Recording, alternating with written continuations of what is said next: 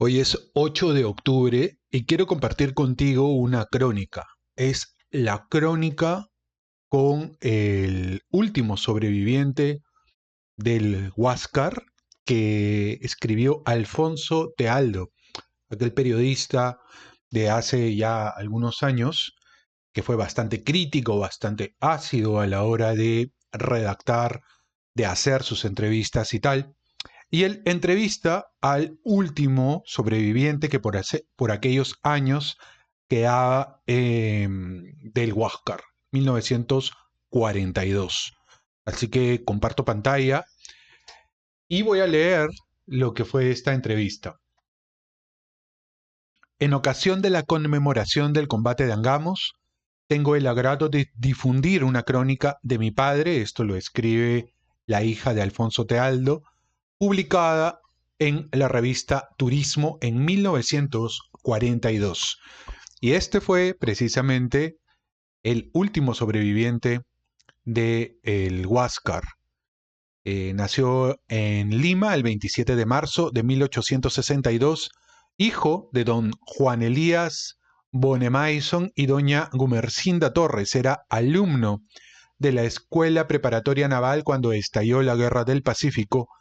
Embarcado en el Huáscar como aspirante de marina, asistió a todas las acciones de dicho buque hasta ser tomado prisionero en el combate naval de Angamos. Es lo que dice la nota publicada, en este caso, en la cuenta de Facebook de la hija eh, de Tealdo, del Alfonso Tealdo. Voy a leer en todo caso la crónica. El último sobreviviente de la plana mayor del Huáscar me esperaba el 8 de octubre a 63 años exactos de la batalla naval de Angamos. El alférez de fragata Manuel Elías Bonemaison me recibe, y es como un reportaje a los ojos mismos de la historia. 77 años y barba de nieve. Navega pequeñito en los óleos de las paredes, el barco del honor peruano.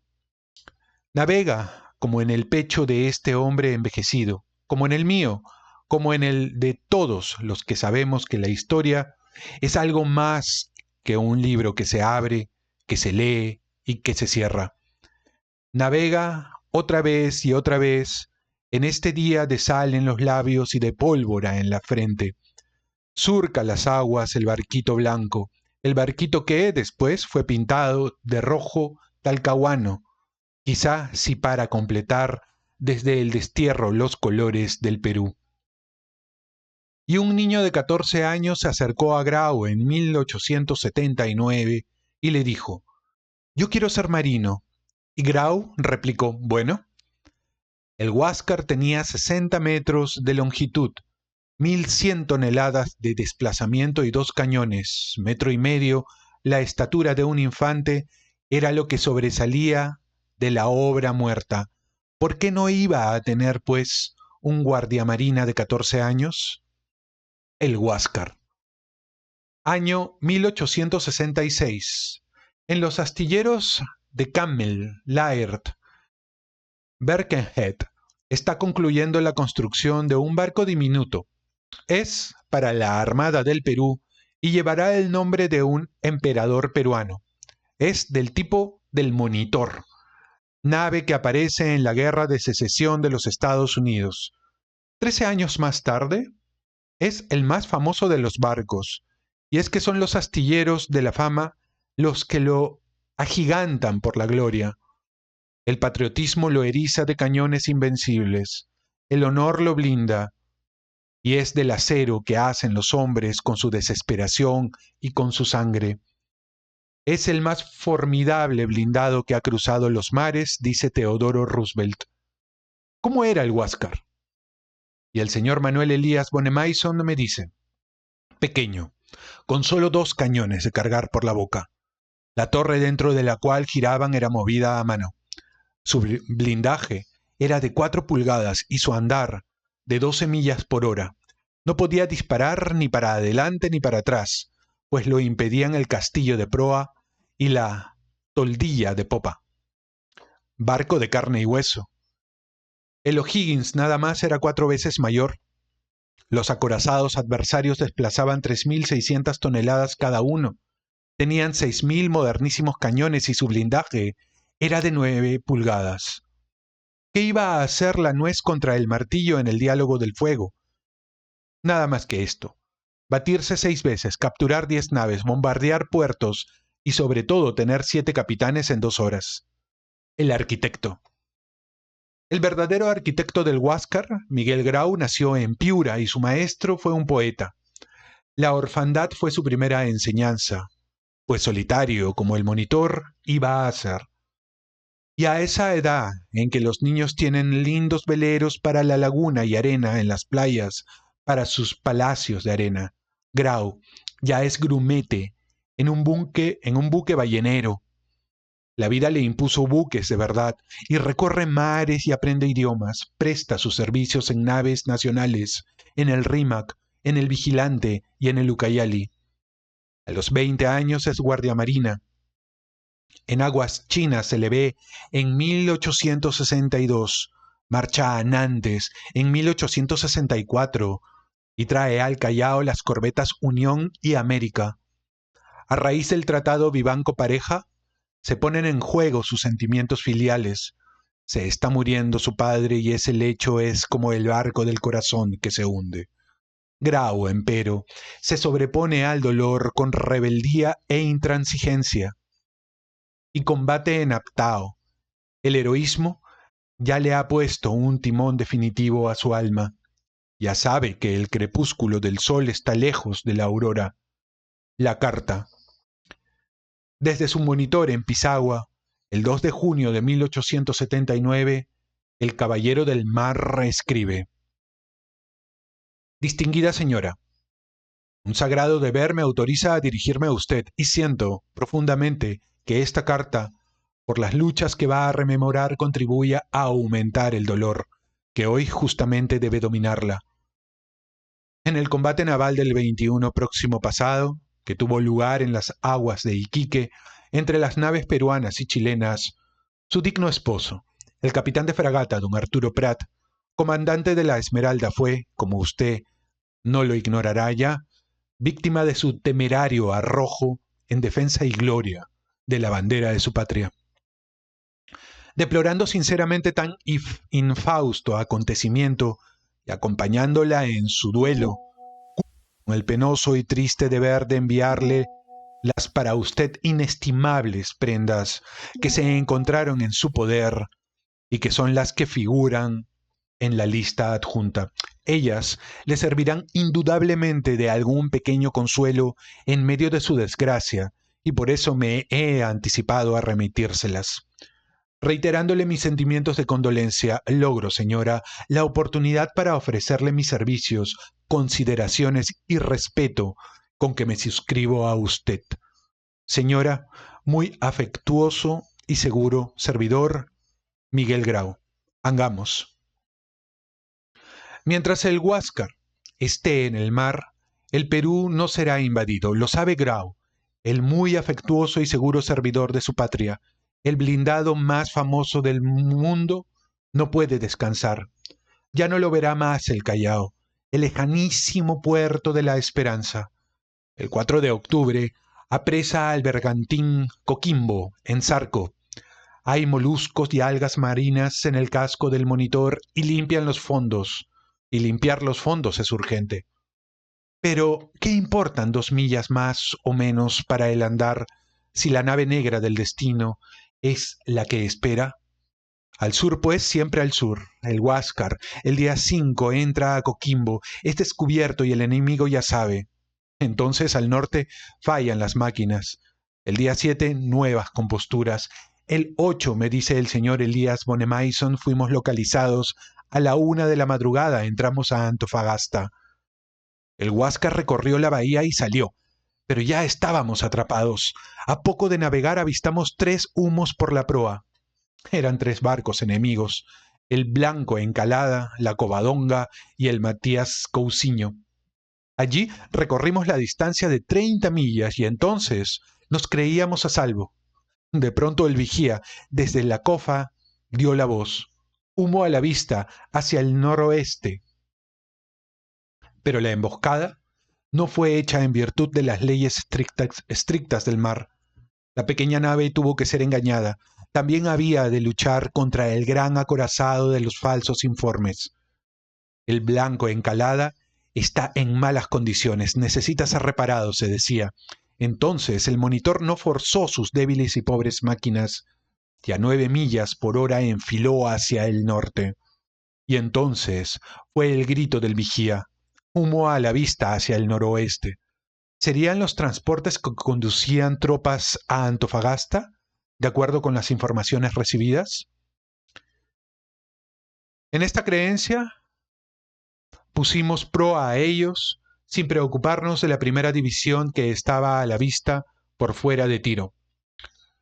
Pero los buques avistados no eran transportes en la segunda división enemiga compuesta por el acorazado Cochrane, el O'Higgins y el Loa. Todavía hay un cuadrante libre para escapar, pero para algo el Huáscar es el blindado más formidable del mundo. El grave señor destino así lo quiere. Al cambiar el timón de navegación por el de combate, se rompe un aparejo y el monitor queda sin gobierno. Da vueltas como el mundo, vira sobre el costado de estribor y se acercan los adversarios. A ellos no se les rompe el timón de combate. A ellos no. A las 8:55 de la mañana fue afianzado el pabellón en la torre de combate. El Huáscar dispara sus cañones con rapidez y decisión.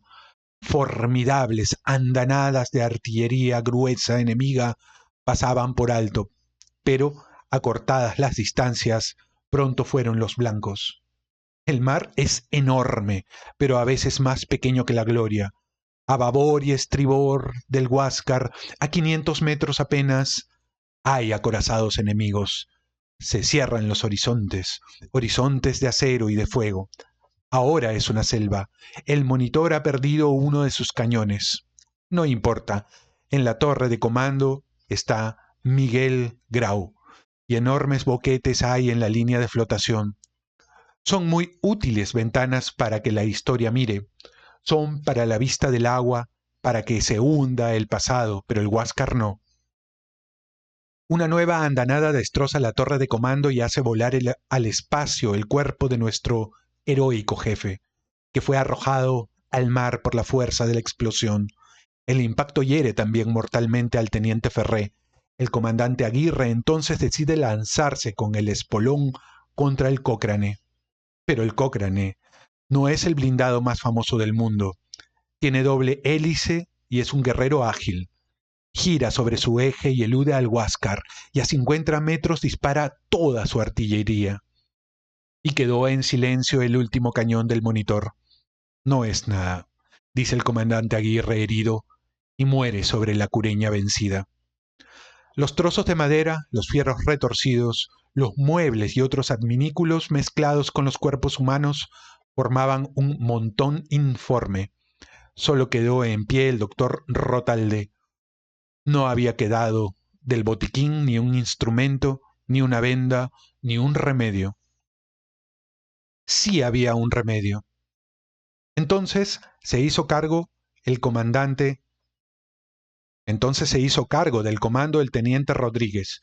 Quiso nuevamente poner en acción el timón, arreglar la torre de combate. Todo era inútil. Una bala de cañón lo decapitó. Y siguió el desfile de los capitanes. Pero había un remedio. Todo era inútil. El capitán Carvajal, al frente de la maestranza, trataba de reparar los cañones. Los incendios y las brechas se sucedían. No había municiones ni para las armas menores. Sí había un remedio. Fue entonces cuando el teniente Garrison tomó la resolución de hundir el barco volando la Santa Bárbara, pero ésta se hallaba hundida habiendo en la sentina más de 3 pies de agua. Hasta la bandera había sido derribada. 2 voluntarios la izaron. En el palo mayor, el Huáscar, inerme, describía círculos en trágico desfile ante la artillería adversaria, y el fuego seguía, terrible. Por segunda vez fue derribada la bandera. Un marinero tuvo que amarrarla al palo, pues hasta las drisas habían sido destrozadas. Sí había un remedio.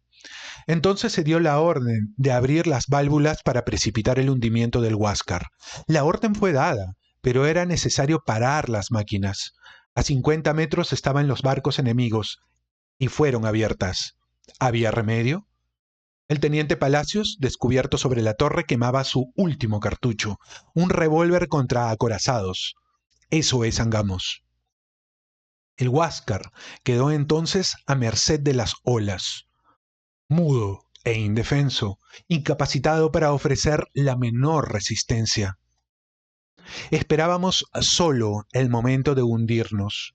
Un puñado de hombres que habíamos sobrevivido a la acción permanecimos en cubierta, rodeando al teniente Garrison, que se mantenía con solemne gravedad.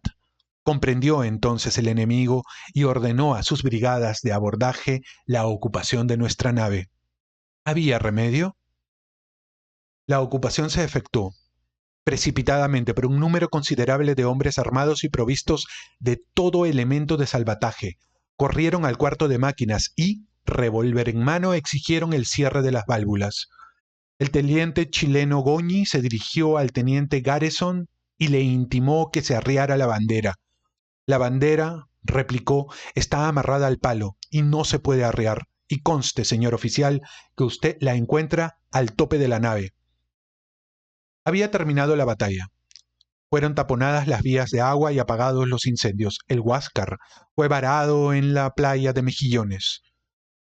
El barco, que se había llamado así porque las naves heroicas no tienen cautiverio. No tienen cautiverio porque están lejos de sus capitanes muertos. Se mueren también y resucitan en el alma de sus banderas. El remedio.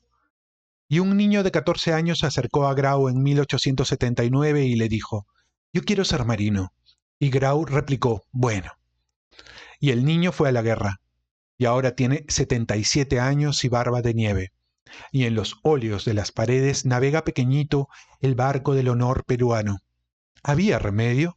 Sí había remedio. No se hundió el Huáscar, pero el pasado se hundió definitivamente. Era el remedio. La conciencia de la historia, el porvenir, y navega otra vez y otra vez en este día de sal en los labios y de pólvora en la frente. Todos los días, eternamente, navega el mar inmenso de la patria, el barquito blanco. Muy bien, y ahí ya termina la crónica. Y bueno, una pequeña biografía de Miguel Grau, el 8 de octubre de 1879, cuando el Huáscar retornaba de una de sus incursiones, se encontró en Punta Angamos con la escuadra enemiga. Entre la espada y la pared decidió abrir fuego. 10 minutos después, una granada lanzada por tropas enemigas cayó en la torre de comando, afectando la integridad del comandante Grau. Su cuerpo quedó desmembrado. Sus restos fueron repatriados el 15 de julio de 1890 y trasladados a la cripta de los héroes. El 8 de septiembre de 1908 en una ceremonia póstuma y sentida. El 29 de octubre de 1946, en honor a su labor, es ascendido al grado de almirante. En el ámbito político conserva una curul permanente en el Congreso. Como homenaje su labor política como diputado. Y aquí aparece Tealdo, Alfonso Tealdo, quien murió en 1988, nació en 1914, y fue maestro, por ejemplo, de César Hildebrand, quien ha tratado de copiarle el estilo en toda su carrera. El estilo, el tono, etc. Muy interesante la biografía y muy sentida la biografía, la crónica, en todo caso, que se le hace a el momento en donde el Huáscar cae. Es una crónica que le hace Alfonso Tealdo a